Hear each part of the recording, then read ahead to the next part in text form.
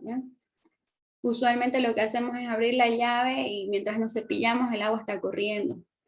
O por ejemplo, llenamos nuestra bañera y nos damos nuestros baños largos, o en la ducha dejamos correr el agua mientras nos estamos abonando y no lo estamos utilizando. Empezamos a regar las plantas con manguera, el pasto. No todas las plantas necesitan la misma cantidad de agua, pero sin embargo la manguera nos va a botar cualquier cantidad de agua y va a empezar a mojar todo lo que tal vez no sea necesario. Lo que se aconseja, en vez de lavar el agua todo con una manguera, utilicemos un balde. También se aconseja que en vez de regar las plantas con manguera, podríamos utilizar también baldes, regaderas y solamente regar las plantas que realmente necesitan el agua. Entonces, son pequeños consejos. También se recomienda utilizar tanques de bajo consumo, tanques ecológicos para la descarga de los baños. Ya esa nueva tecnología tal vez significa un poco de inversión en la casa, pero a la larga también nos va a traer un ahorro.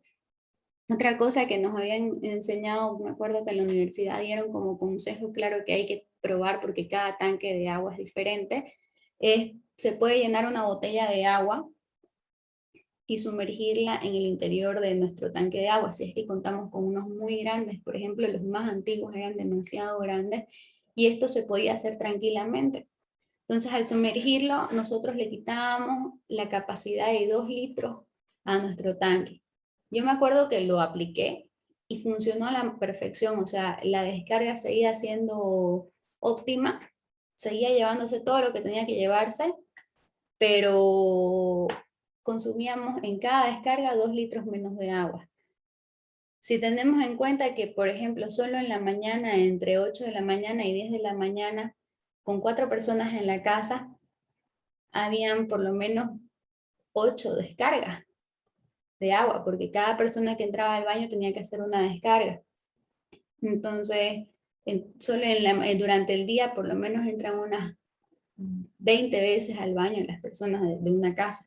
O sea, en total, digamos, ¿no? Y si multiplicamos 20 por 2, estamos ahorrando hasta 40 litros de agua por día. Eso es un gran ahorro y que lo hacemos sin darnos cuenta al hacer este tipo de acciones. Yo más adelante también les voy a estar dejando colgados en la plataforma recomendaciones. Precisamente eso es lo que quería armar en esta diapositiva, pero no me alcanzó el tiempo. Recomendaciones de cómo minimizar el consumo de agua. Este año el tema del Día Mundial del Agua es el valor que le damos al agua. Como les comentaba, el agua no está. Nosotros lo subvaloramos, digámoslo así, porque el precio que les presentaba aquí que nos da la cooperativa no es muy alto. Entonces, como a nosotros no nos duele el bolsillo, nosotros no le damos el valor que debería. Y gastamos y gastamos y derrochamos. No, entonces, el simple hecho de tener agua potable ya es una bendición. El simple hecho de tener un alcantarillado sanitario que haga que nuestra casa no se nos inunde y no estemos nadando en popó, ya es una bendición. El hecho de que nosotros estemos consumiendo agua que no está contaminada, que está prácticamente lista para tomar al momento de sacar y no tengamos que estar caminando kilómetros de kilómetros por conseguir un bidón de agua, cargándonos en una carretilla, cargando en burros, en camellos. No estamos caminando, ni siquiera tenemos que salir de nuestra casa para conseguir agua. Eso es una gran bendición. No nos vayamos tan lejos. En Cochabamba hubieron crisis de agua, pero terribles. Hasta el día de hoy hay lugares donde el camión de agua tiene que pasar una vez por semana para llenar los tanques que tienen en las casas. En las casas, ni siquiera estoy hablando de tanques en condominios. Todas las casas en Cochabamba tienen que tener su tanque de abastecimiento de agua. Y a esos tanques también tienen que hacerles un mantenimiento y ya es un costo adicional. Entonces, lo que quiero yo es que valoremos un poco acerca de todo lo que significa el agua en nuestra vida y que le empecemos a dar el valor que se merece, ¿no? Como fuente de vida, como nuestro elemento vital, ¿no? ¿Algún otro comentario? Yo se los voy a dejar más adelante, o sea, la voy a terminar de armar esta diapositiva y se las voy a colgar en el módulo para que ustedes puedan acceder. Ahí vamos a poner consejos de qué se puede hacer para minimizar el consumo de agua en nuestros hogares. Entonces es algo a lo que nosotros vamos a poder aplicar. Gracias por tu observación, lo voy a poner aquí. ¿Algún otro comentario?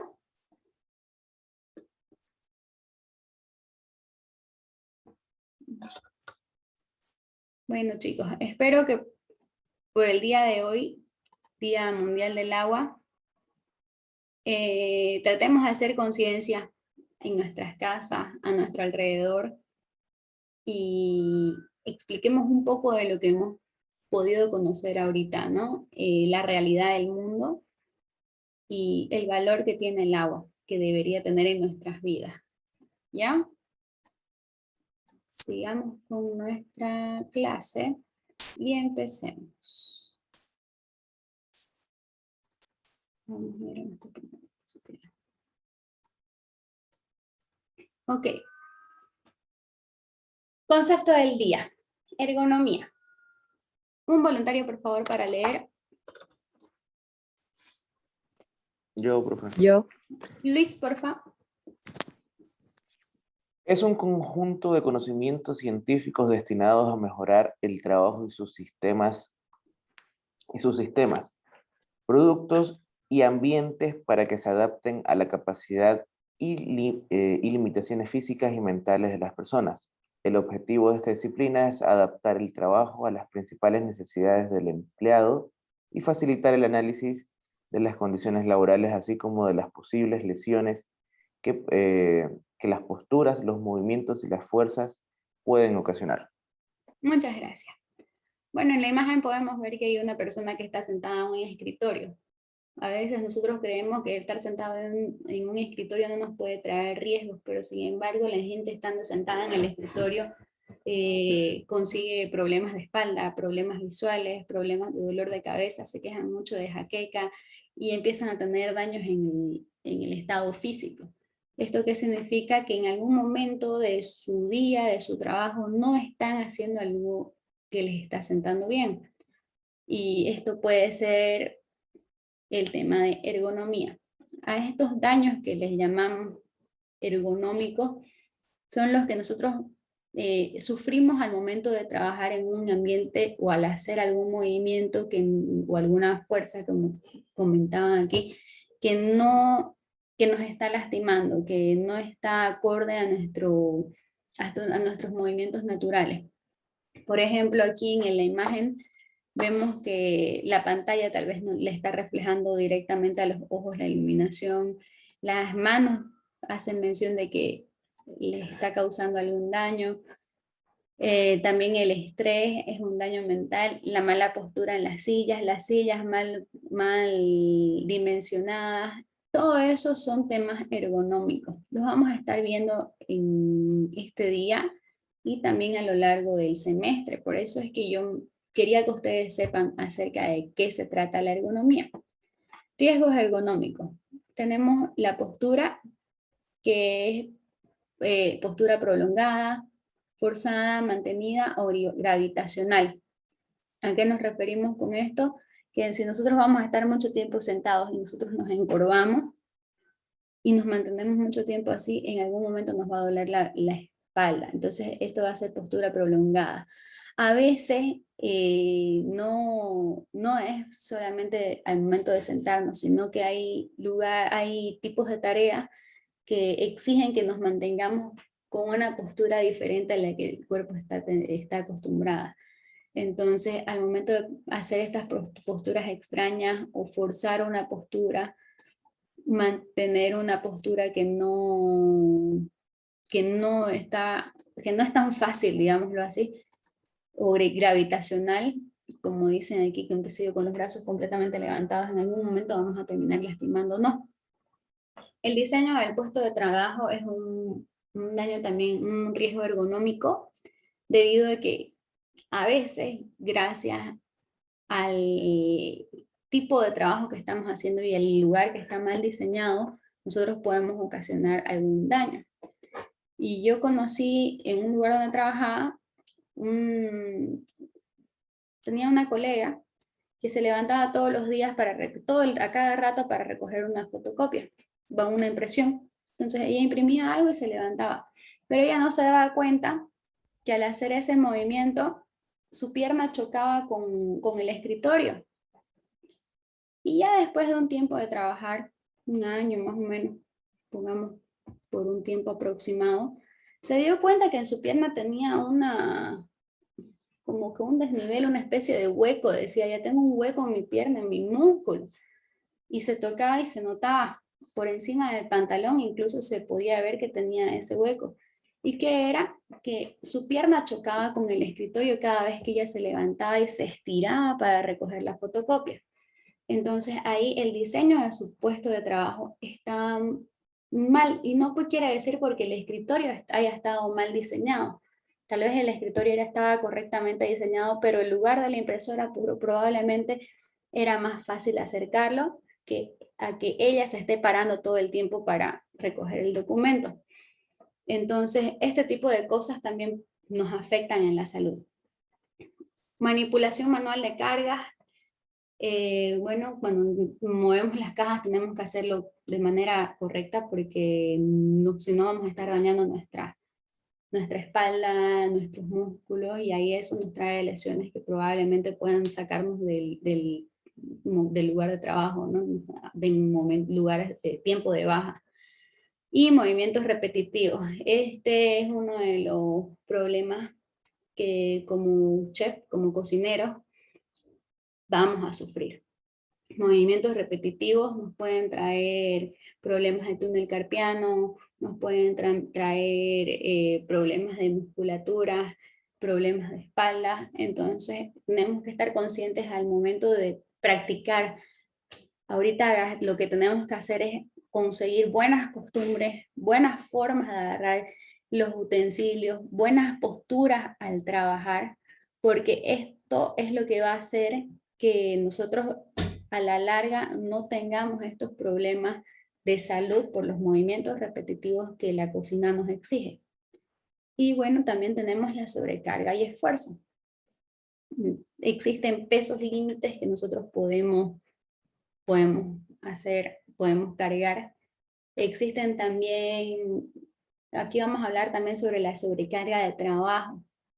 También nuestro cuerpo tiene un límite y nosotros no podemos forzarlo tanto. Es como una regla, la regla tiene cierta flexibilidad, pero si nosotros la forzamos demasiado en algún momento va a quebrar. Así que eso es lo que tenemos que nosotros tener en cuenta, que nuestro mejor elemento de trabajo, nuestro elemento de trabajo más valioso somos nosotros y nuestro cuerpo. Sin él nosotros vamos a estar siempre mal, ¿no? Aquí, por ejemplo, les mostraba un poco acerca, bueno, como para dar ejemplo de lo que es la ergonomía. Mostramos a una persona que al levantar sus brazos puede estar cerca, bueno, puede lograr alcanzar una baranda. Entonces son ciertos, es como un ejemplo de lo que vendría a ser la ergonomía, las medidas de cómo deberían estar. ¿Ya? Empecemos. ¿Alguna duda sobre ergonomía? Sigamos. Superficies en la cocina. Bueno, cuando hablamos de superficies, aquí vamos a enfocarnos un poco más en lo que es la seguridad, no tanto en lo que es la inocuidad alimentaria, porque ahí ya tienen otra materia específica para este tema. Lo que yo quiero es que no dejemos de lado la inocuidad, pero tampoco dejemos de lado la seguridad. Y en este caso también van de la mano, ¿no? Un diseño ergonómico en la cocina. Un voluntario, por favor, para leer. Ya, profe. Jonathan. Ok. Cuando hablamos de diseño ergonómico, no estamos hablando de un diseño con medidas específicas, ya que cada persona tendrá una medida diferente según su estatura y tipo de actividad. Lo que podemos generalizar en estas posturas correctas que se debe tomar al realizar nuestra tarea y basándonos en esas posturas debemos diseñar nuestro espacio de trabajo. Muchas gracias. Aquí, por ejemplo, en la imagen podemos notar, vamos a traerla adelante. Podemos notar que para un niño un mesón no va a ser el correcto si es que nosotros le ponemos un mesón a una persona adulta. Entonces, por eso las mesitas de los niños usualmente son más pequeñas. Yo mido 1,5, entonces si ustedes a mí me ponen un mesón de 1 metro, de 100 centímetros, o sea, de 1 metro de alto, probablemente para mí me quede alto, ¿no? Entonces, cuando hablamos de ergonomía y lugares de trabajo diseñados ergonómicamente, no estamos hablando de una medida estándar. Estamos hablando de la postura que la persona tiene que agarrar, o sea, la postura que uno tiene que tener al momento de utilizar ese equipo. Por ejemplo, la silla. Las sillas nosotros tenemos que tenerla con espalda recta, las piernas a 90 grados y tienen que tener los pies tienen que tener un soporte. No es necesario que estén apoyadas en el piso. Entonces, esa sería la postura correcta. Entonces, al momento de utilizar un mesón, nosotros también tenemos que saber cuál tendría que ser la postura correcta. Si vamos a diseñar una casa, eso va a ser sencillo porque más o menos podemos saber quiénes van a utilizar la cocina, sabemos más o menos la estatura, vemos cómo vamos a sacar el cálculo y vamos a poder armarlo. Pero en una cocina industrial eso se vuelve un poco más complicado porque todas las personas somos diferentes. ¿Un voluntario para leer, por favor? Yo, profe. Esteban, adelante. Ya. Cocina ergonómica. Una cocina para actividades comerciales lamentablemente no se puede adaptar a las medidas ergonómicas de todas las personas que trabajarán en ella, ya que cada persona tiene medidas diferentes, pero existen algunos estudios ergonómicos que nos dan una pauta para el diseño de una cocina como espacio de trabajo. Muchas gracias. Como ven aquí hay diferentes tipos de... Aquí. Esto se los voy a poner solamente como ejemplo para que ustedes puedan analizar un poco. Ahorita no lo vamos a analizar a profundidad para no perdernos tanto en el tema, pero pueden ver aquí están medidas estándar que se pueden optar. No existe una regla para esto, como les decía, aquí estamos hablando de que es una medida estándar para una persona que mide 1,60. En Bolivia, perdón, para 1,70. Aquí estamos viendo 1,70 aproximadamente sacando el cálculo. Pero en Bolivia la estatura promedio es de 1,60, entonces tendríamos que empezar a basar al momento de diseñar nuestra cocina en una estatura promedio de las personas que van a ingresar. Al momento de hablar de estatura promedio de 1,60 estamos diciendo que las personas muy altas probablemente tengan problemas al momento de utilizar la cocina. Pero si las diseñamos la cocina para una persona muy alta, a las personas que ya estén dentro de la estatura, que probablemente sean más las personas que utilicen la cocina que tengan la estatura promedio de Bolivia, les va a quedar por encima de lo que ellos pueden manejar, ¿no? Igual las repisas pueden estar muy elevadas, entonces eso nosotros tenemos que estar un poco conscientes y tratar de mitigar estos problemas y hacer que las personas que trabajan en esa cocina no adopten posturas incorrectas. Permítanme un ratito, voy a cerrar esta página. Ok. Sí. Ok, por ejemplo, aquí estábamos hablando de que en el espacio por donde tendría que pasar, vamos a ver, el C tendría que ser entre 76 y 91 centímetros, ¿no? Para que el espacio sea apto para que pase tranquilamente una persona. Se habla de que una persona tiene que tener cerca de 2 metros cuadrados de espacio para calcular cuántas personas pueden ingresar o trabajar en una cocina o el tamaño de la cocina, tendríamos que calcular de 2 metros cuadrados por persona. Así no vamos a estar chocándonos y teniendo problemas con las bandejas, con quemaduras, poder manipular. Por ejemplo, en IGA estamos hablando de que nosotros no nos permiten entrar a una cocina con demasiadas personas. Las cocinas son bastante amplias, pero las clases tienen un número específico de personas que pueden ingresar a la cocina. Entonces, incluso a veces hablamos de que pueden haber un número específico de personas por isla. Entonces, es precisamente por este tema de que no se nos estén chocando, de que hay un espacio para cada persona, de que no nos sintamos todos aprisionados y podamos tener un rango de movilidad tranquilo, ¿no? Este es en el área de lavado. Vemos un poco de cómo debería ser el movimiento correcto, que tenemos que tener los brazos siempre, o sea, todas las cosas que nosotros vamos a utilizar tienen que estar a nuestro alcance según cómo lo vayamos, qué tan frecuente lo vayamos a utilizar. ¿Ya? Esta es la vista lateral y esta es la vista desde arriba, como si tuviéramos una cámara en el lugar del foco, ¿no? De la misma forma pasa aquí. Este es la cocina, ¿no? Entonces estamos hablando, esto es lo que les explicaba, de que las cosas tienen que estar a cierta distancia para que nosotros no nos dificulte su poder alcanzarlo. Entonces, según lo que nuestra estatura, nosotros podemos medir los objetos y ponerlos según la frecuencia como lo vamos a utilizar. Por ejemplo, si nosotros vamos a utilizar, bueno, sabemos que el lugar del lavado lo utilizamos bastante el grifo. Si nosotros lo ponemos en un lugar, qué sé yo, que el grifo se abra, tengamos que abrir una puertita para abrir el grifo, sería absurdo, porque sabemos que el grifo vamos a estar utilizándolo bastante. O si lo ponemos muy lejos, también vamos a estar haciendo un movimiento repetitivo que nos va a estar dañando. Por eso es que el grifo siempre está en una ubicación estratégica en la que nosotros, sin necesidad de hacer algún esfuerzo, podemos acceder a él.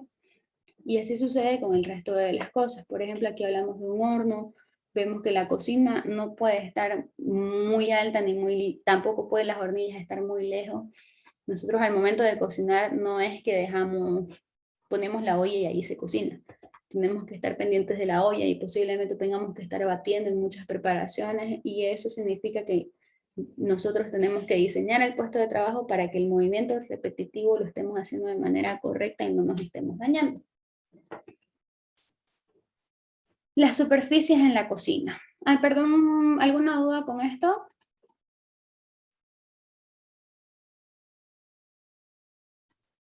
Ok. Las superficies en la cocina. Sin dejar de lado la importancia de la inocuidad,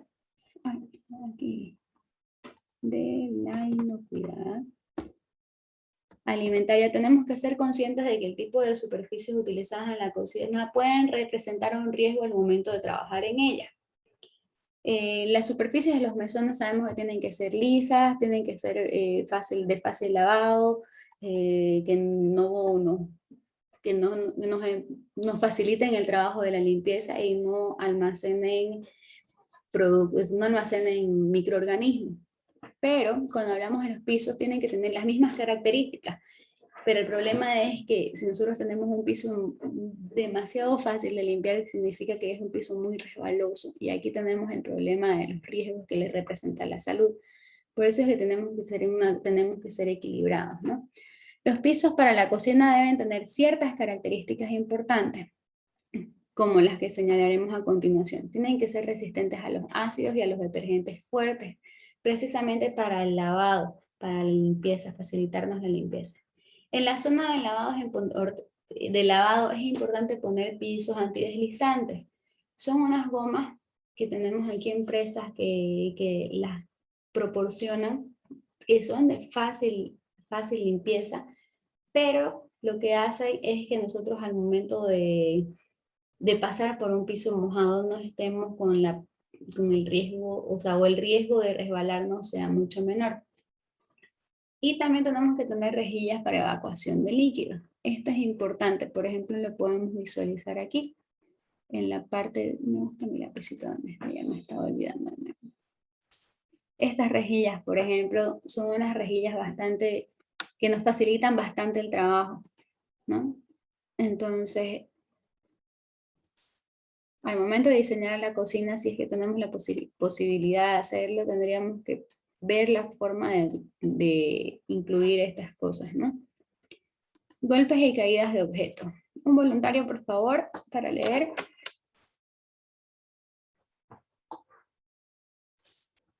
Susana, creo que era Susan. Vale. Gabriel, adelante. Yo, profe. Gol- Creo que Gabriel estás con muy mala conexión, pero de todos modos toma en no cuenta puedo tu leer, profe. preocupación. Miguel, por favor. Golpes y caídas de objetos. Este factor de riesgo viene originado fundamentalmente por la falta de orden y organización de los trabajos en cocina. Medidas preventivas. Mantener el puesto de trabajo limpio y en orden.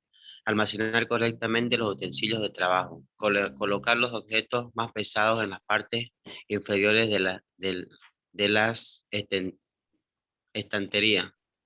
Para evitar golpes, mantener vías de circulación libre de obstáculos, cerrar cajones y puertas de armario, horno, lavavajillas, etc. Usar calzado de seguridad con punteras reforzadas para proteger de posibles caídas de objetos. En los trabajos de cocina relacionados con carga y descarga para almacenamiento o en cámaras frigoríficas se deben utilizar las gorras antigolpes para proteger la cabeza contra objetos duros e inmovibles. Muchas gracias. Perdón, seguí. Si existe algún afectado, pieza o parte de algún equipo que sobresalga del borde de los mesones, instalar sistema de protección, señalizar. Muy bien, muchísimas gracias. Como vemos aquí, el orden y la limpieza es un factor fundamental que tenemos que tener en cuenta. Al momento de nosotros dejar fuera de su lugar nuestros artefactos, corremos el riesgo de que alguien que no está, bueno, que no está acostumbrado a tener este artefacto ahí pueda tener algún incidente. También hay el problema de que las cosas, por ejemplo, si nosotros dejamos el uslero que utilizamos para a estirar la masa, lo dejamos fuera de su lugar, al no ser ese su lugar y no estar diseñado para guardarlo, puede ocasionar que este se ruede y le caiga sobre el pie de alguien, entonces ahí le puede causar un daño que lastimosamente tal vez no lo deje cojo, no lo mate, pero de todos modos sí le va a causar dolor y puede llegar a influir al momento de trabajar. Por eso es que también estamos aquí diciendo que puede ser prudente utilizar calzados con punteras de fierro. Entonces las punteras de fierro van a hacer que nosotros, si se nos llega a caer algo en el pie, no nos cause tanto daño, no nos lastime la punta de los dedos. O sea, la puntera no va a llegar a cubrir todo el pie porque necesitamos tener la movilidad del empeine de la parte de arriba del pie. Pero sí nos va a cubrir los dedos, que son también parte fundamental del pie para poder mantener el equilibrio del cuerpo. Entonces, usualmente hay los daños y las caídas de objetos, lo que llegan a atrapar son los dedos y los que más se llegan a lastimar también. Por eso es que al momento de ingresar a los almacenes o los lugares donde nosotros guardamos y copilamos, ya sean ollas, ya sean alimentos, ya sean artefactos y utensilios, nosotros, y más aún si los tenemos a grandes alturas, tenemos que empezar a cuidarnos, a protegernos, tratar de que haya una gorra con protección, no necesitan, tal vez si ven en el lugar de trabajo prudente que haya un casco, aunque sea a la entrada, para que todos podamos acceder a él y cuidarnos.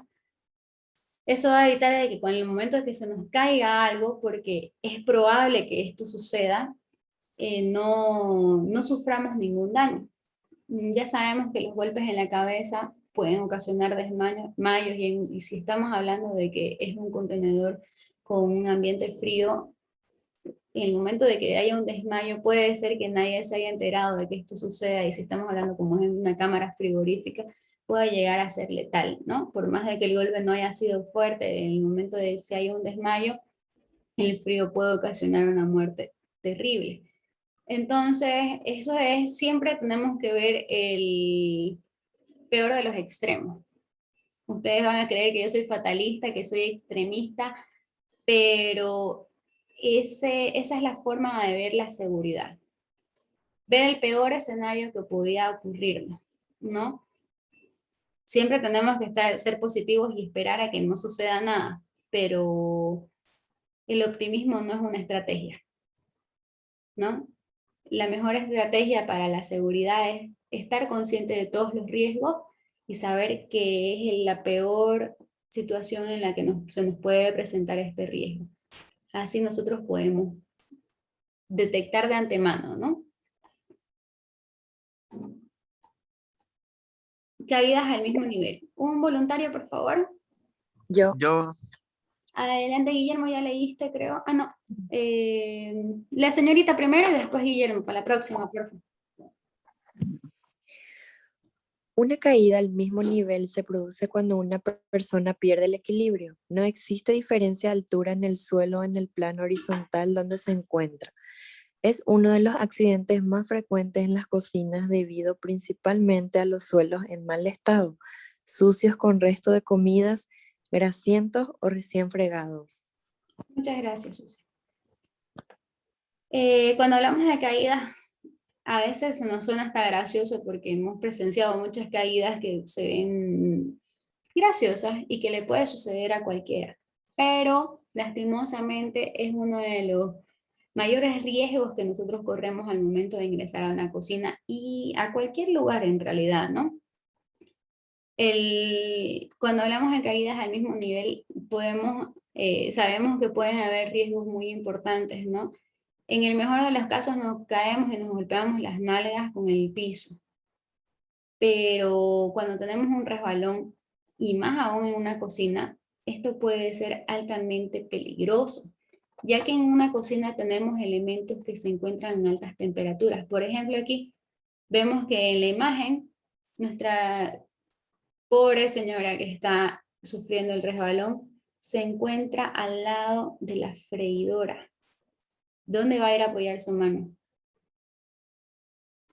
Si ella mete su mano a la freidora que está a altas temperaturas, lo más probable es que termine sufriendo quemaduras de tercer grado. Lo mismo sucede si se cayera hacia el otro lado y su compañera estuviera pasando con una lata recién salida del horno. Se estaría quemando y se estaría perdiendo también el producto recién hecho. Podemos también sufrir golpes con las esquinas de los lugares, de los mesones, esquinas de las cocinas. Eso también es altamente peligroso porque por un pequeño golpe en la nuca o en un lugar estratégico de la cabeza, podemos estar hablando de que una pequeña caída o un pequeño resbalón, un descuido, signifique la vida de alguno de nuestros compañeros. Entonces, Profe, ¿sí? y suele pasar eso porque el año antepasado, cuando yo estaba pasando clases de cocina, hubo una compañera que se cayó porque ella no tenía el zapato que debería usar, que tiene el antideslizante. Ella llevó otro tipo de zapato y se derramó unas gotas de aceite, ella pisó y se cayó y le cortó esa punta de la mesada.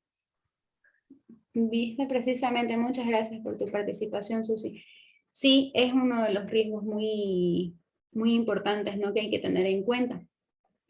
También yo les voy a dar el ejemplo de mi propia vivencia. No sé si alguna vez les comenté que creo que en este grupo no lo llegué a mencionar, que yo estuve en algún momento sentada en el mismo lugar que han estado, ustedes, que están ustedes. Yo fui alumna de IGA, fue una de las cosas más lindas de mi vida, creo que es mi carrera frustrada, porque yo la tuve que dejar. Yo la tuve que dejar en el segundo año y al inicio del segundo año yo me quebré la pierna. Y no fue en la cocina, ¿no? No tenía nada que ver, pero al momento de asistir a la clase yo tenía que ir con mis muletas y tenía que ir con mi yeso.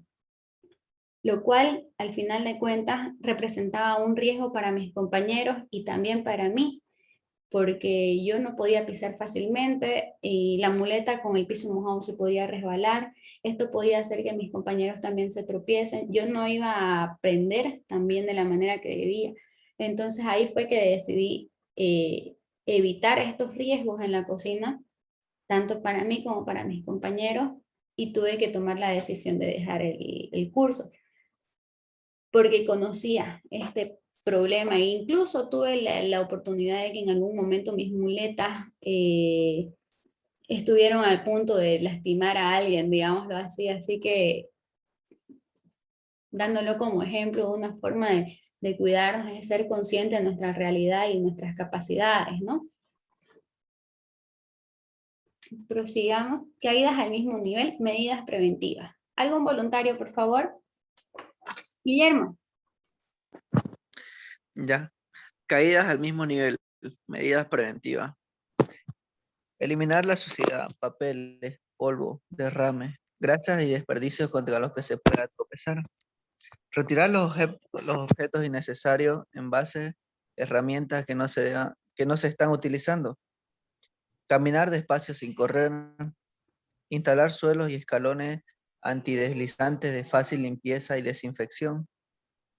Instalar drenajes para líquidos, con suelos con suficiente inclinación para evitar retenciones de líquidos. Limpiar con productos desengrasantes los derrames de aceites y grasas en general. Muchas gracias. Bueno, aquí lo que podemos ver es que el orden, la limpieza siempre está por delante, ¿no? Prosigamos, sigamos con las medidas preventivas. Otro voluntario para leer, por favor. No se peleen, por favor. Yo, profe. Gracias, Víctor. Víctor, adelante. Ok. Caídas al mismo nivel, medidas preventivas. Mantener las zonas de paso despejadas y perfectamente iluminadas. Conciencia a los trabajadores del mantenimiento del orden y la limpieza de sus puestos de trabajo. Usar calzado apropiado con suela antideslizantes y con los cordones Cordones. debidamente anudados. No dificultar la visión al transportar cargas. Marcar y señalizar los obstáculos que no pueden ser eliminados. Ya, por ejemplo, si se nos cayó una fuente de agua o estábamos llevando el aceite hirviendo a un lugar seguro, ¿no? Para que enfríe. Y se nos derramó. ¿Qué podemos hacer ahí? No lo podemos limpiar inmediatamente porque está hirviendo. Entonces tenemos que esperar cierto tiempo. Tal vez probablemente no podamos esperar ahí en el mismo lugar porque tenemos otras actividades. Lo que podemos hacer es señalizar el lugar y decir piso mojado o cuidado resbalón, marcarlo. Entonces, o pedirle o señalizar, poner alguna trampa para que nadie pase por ahí. A veces no tenemos cinta de delimitación, que esto nos va a decir que no pase nadie. Entonces podemos poner sillas que hagan que la gente tenga que rodearla. Entonces son formas de prevenir que alguien llegara a caer y limpiarlo lo antes posible. Siempre la limpieza es lo más importante y si se nos derramó aceite, saber que ese lugar, por más de que lo limpiemos con un buen detergente, probablemente quede resbaloso. Entonces estar pendientes y hacer una buena prueba de que sí se sacaron todos los restos de la grasa que puede ocasionar esta caída, ¿no? Sin necesidad de que haya un derrame de aceite, que era el ejemplo anterior, las cocinas de por sí llegan a tener acumulación de grasas en el suelo, porque al momento de utilizar las freidoras vamos a tener salpicaduras. Y estas salpicaduras por los calzados, por medio de los calzados, vamos a ir llevándolo a toda la superficie del suelo de la cocina. Por eso es importante que seamos conscientes al momento de hacer el mantenimiento y la limpieza a profundidad de los suelos, que tienen que eliminar por completo cualquier resto de grasa que pueda ser acumulado en el lugar. ¿Alguna duda, comentario sobre este tema, caídas al mismo nivel?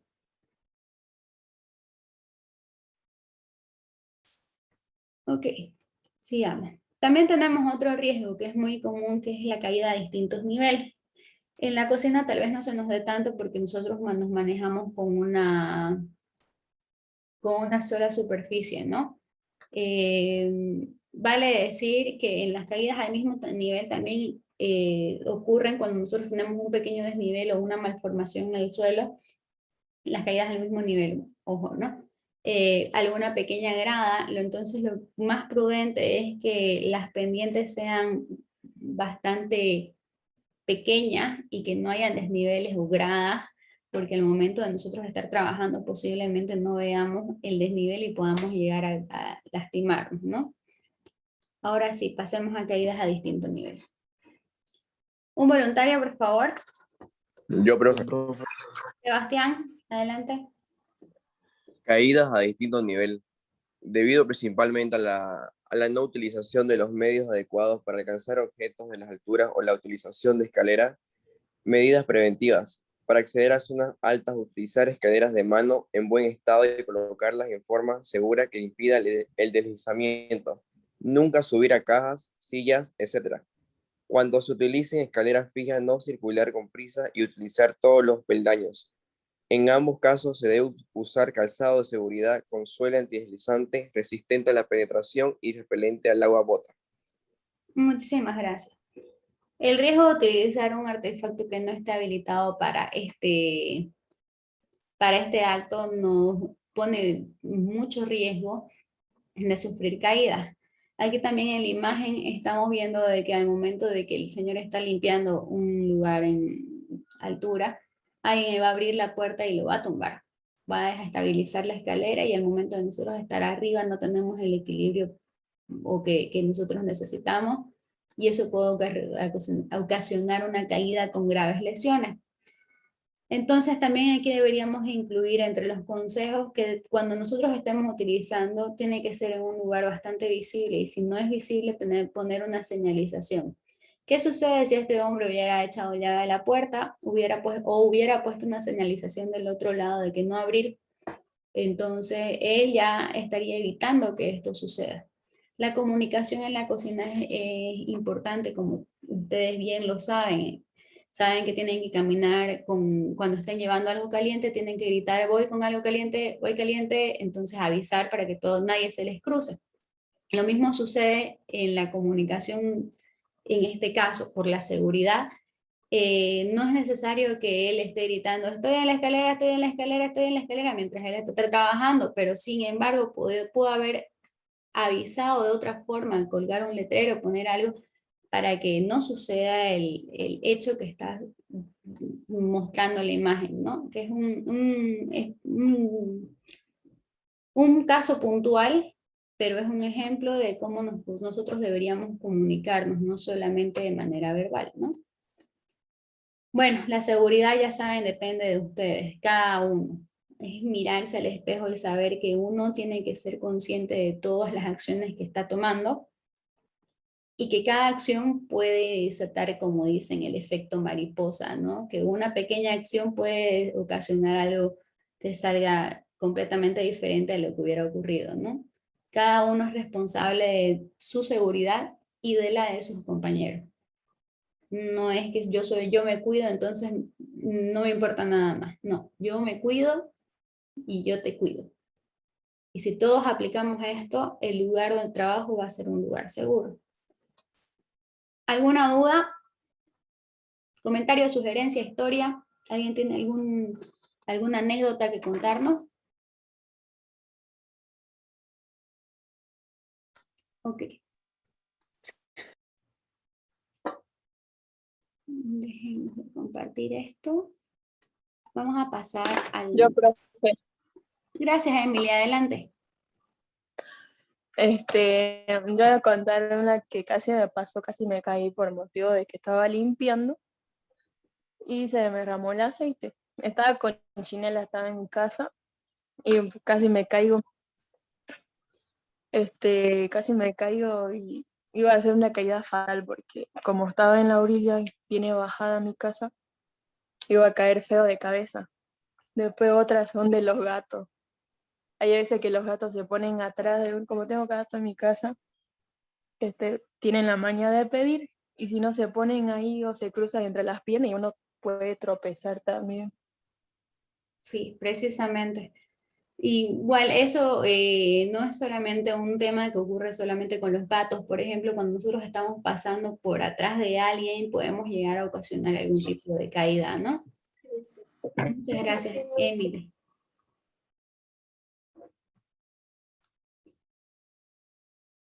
¿Algún otro comentario? ¿Alguna otra anécdota? Pasemos a... Esperen, creo que no lo tengo abierto. Ok. Ahí.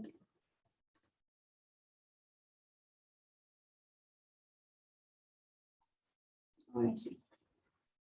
Vamos al siguiente tema. Iluminación. Importancia de la luz en la cocina. Un voluntario, por favor. Profe, creo que no está en la diapositiva. Ah, Profe, perdón, aquí perdón, sale perdón. del agua, profe. Ok, voy de nuevo. Ahí, ahora sí, iluminación. Sí, ahora sí, profe. Perfecto. Importancia de la luz en la cocina. Un voluntario, por favor. Yo, profe. Gracias, Jorge. Ok. Importancia de la luz en la cocina. Aunque parezca un tema trivial y sin importancia, una iluminación adecuada trae más beneficios de lo que imaginamos. Facilita el trabajo, disminuye el cansancio de la vista, favorece la higiene alimentaria al detectar mejor los rincones sucios, fomenta el orden y la limpieza. No debemos olvidarnos de incluir los alimentos de iluminación dentro del trabajo y la documentación de los planes de limpieza y desinfección. Muchas gracias. ¿Por qué hablamos acerca de incluir este tema al momento de la limpieza? Porque las luminarias también acumulan suciedad, ¿no? Entonces, al momento de que nosotros estamos cocinando, si la suciedad de la luminaria llegara a caer en nuestra comida, ya estaría ocasionando una contaminación. ¿Ya? Pasemos. Importancia de la luz en la cocina. ¿Un voluntario? Yo. Gracias, Miguel. Cada espacio en el lugar, importancia de la luz en la cocina. Cada espacio en el lugar gastronómico tiene que estudiarse por separado, de acuerdo a la necesidad del nivel de la luz, a las normativas de higiene y seguridad, decoración, mantenimiento, duración y lo más importante, consumo eléctrico. Ok, esperen, aquí tengo la diapositiva que viene a continuación. Ok, creo que se me perdió la diapositiva.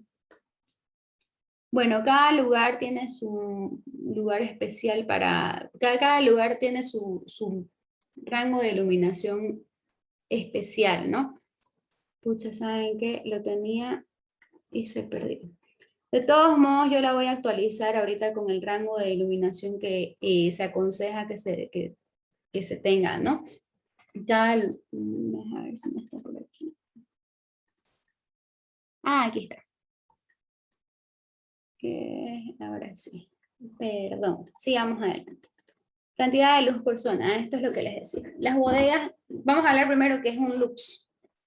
Un lux puede definirse como la unidad utilizada para calcular la cantidad de luz sobre la superficie y es equivalente a un lux que es la iluminación que hay sobre un metro cuadrado. Como ejemplo, si la luminaria emite un lumen en una superficie de un metro cuadrado, habrá un lux. Entonces, es un lumen sobre una superficie de un metro cuadrado. Las zonas de bodegas y almacenes, despensas, tienen que tener de 50 a 100 luxes.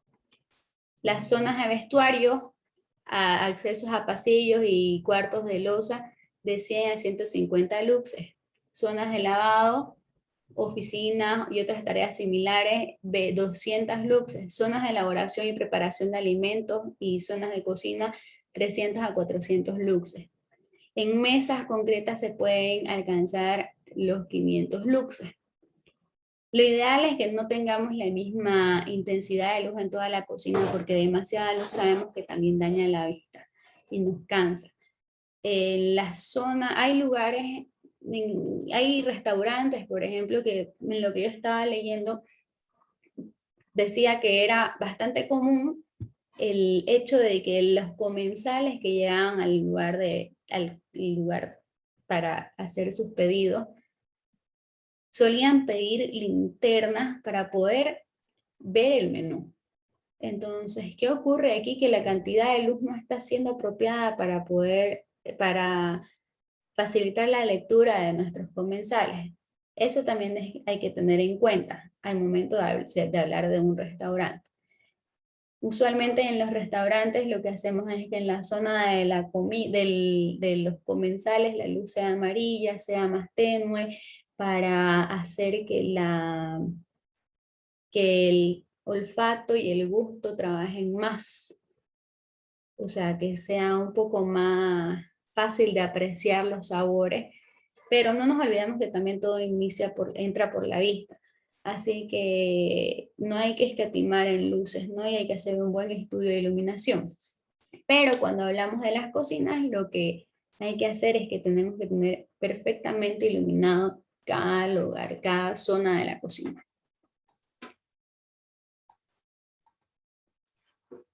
Espectro de fuentes de luz. Las fuentes de iluminación modernas difieren en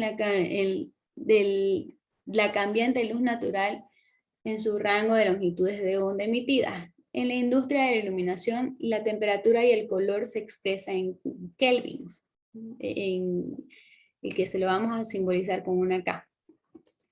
Aquí en esta imagen yo les voy a mostrar cómo es el espectro de luz la luz del día, la que es emitida por el sol. La luz del mediodía, como vemos, todos los rangos de iluminación están bien altos, son por encima del 0,5.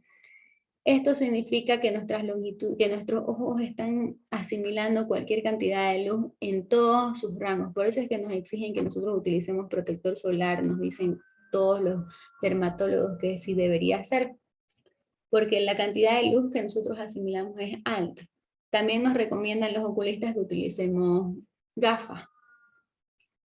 Este es el comportamiento natural de la luz, al que el cuerpo humano está acostumbrado porque ha sido creado por excelencia para asimilar estas luces.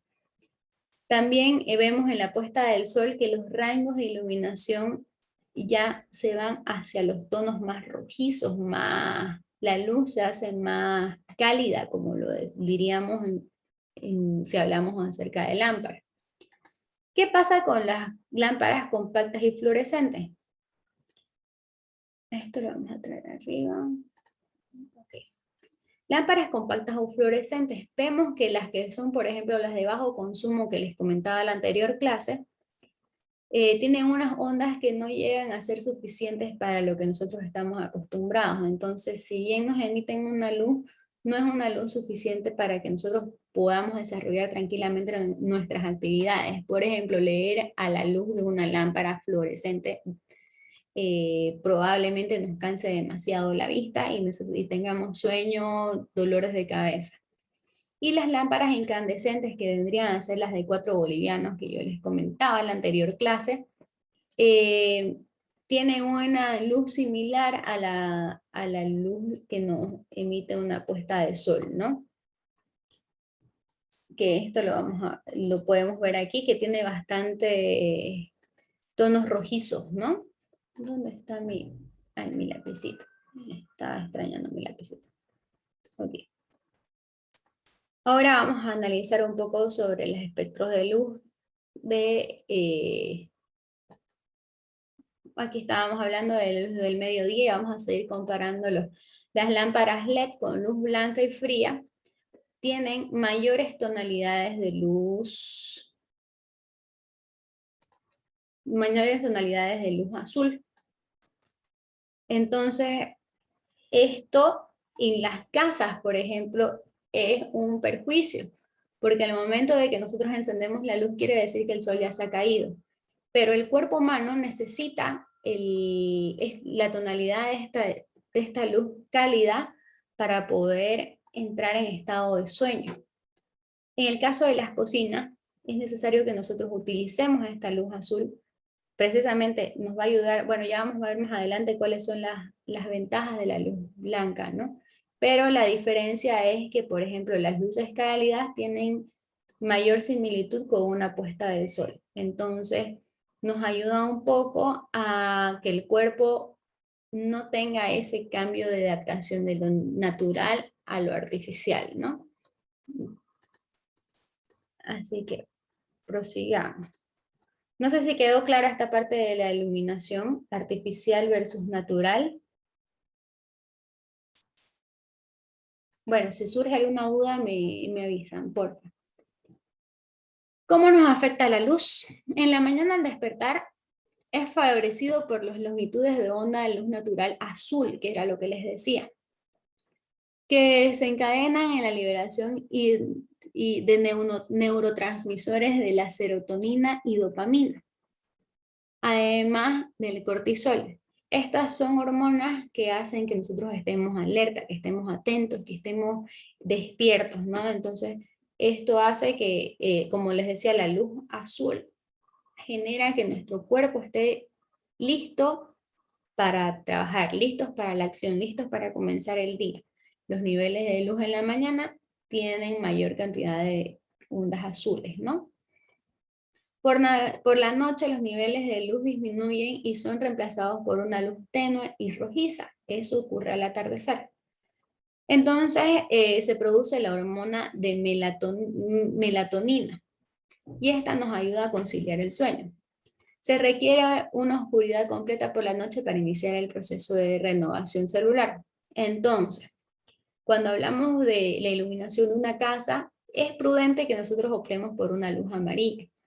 Ondas de luz que nos ayuden a conciliar un buen sueño, que nos ayuden a darnos cuenta que estamos de noche y no de día.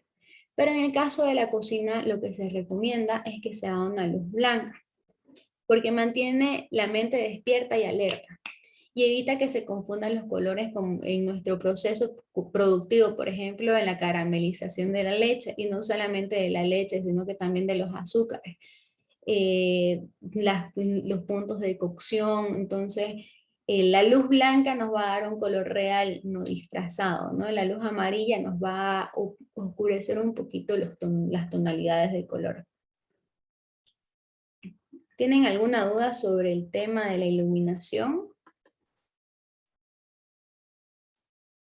¿Comentarios, sugerencias? No, profe. Ok. Entonces, vamos a hacer énfasis de nuevo que hacen, que una buena iluminación nos facilita el trabajo, nos disminuye el cansancio de vista. Ustedes no sé si se han dado cuenta que cuando están con una mala iluminación, usualmente nos hace doler la cabeza, usualmente nos hace dar sueño, ¿no? Y la limpieza y la higiene es mucho más fácil, nos ayuda a que todo esté en su lugar y podamos detectar los puntos de contaminación. Con esto vamos a terminar nuestra clase. Espero que les haya sido productivo, le han entendido a todo. Ya saben, no tengan pena de preguntar, de comentar, y entren a su Moodle y revisen los contenidos de la materia, ¿ya? Aprovechemos de que ahorita no estamos con exámenes ni nada de eso para ir acumulando el conocimiento que lo vamos a poder poner en práctica más adelante. ¿Dudas, comentarios, sugerencias?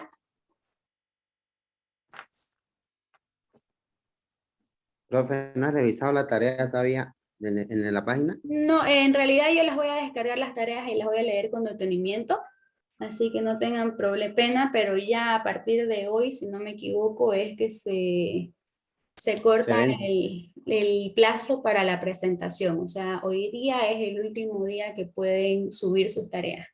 Así que aprovechen.